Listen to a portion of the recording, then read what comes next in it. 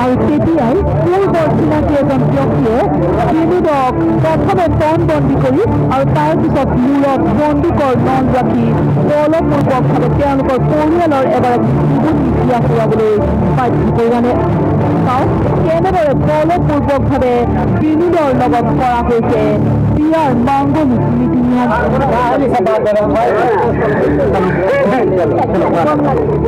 কান্দি কান্দি বিবাহত বহিল বিনোদ কুমাৰ, কাৰণ তেওঁৰ একো উপায় নাছিল। কইনাক বিয়া নকৰালে প্ৰাণে মৰাৰ ভাবুকি দিয়া হৈছিল অভিযন্তা বিনোদক।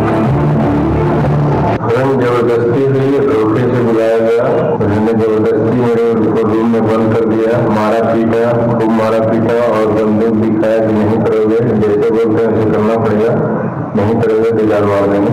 इसके बाद सबने हाथ पैर पकड़े थे, इसी तरह जबरदस्ती बैठा के कुछ रस्में की गई।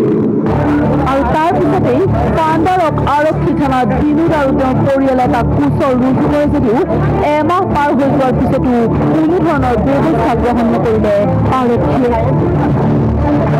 ইফালে এয়া আন এখন বিবাহৰ দৃশ্য। বিয়াৰ নামত দুটা দলৰ মাজত সংযুক্ত হতাহতি।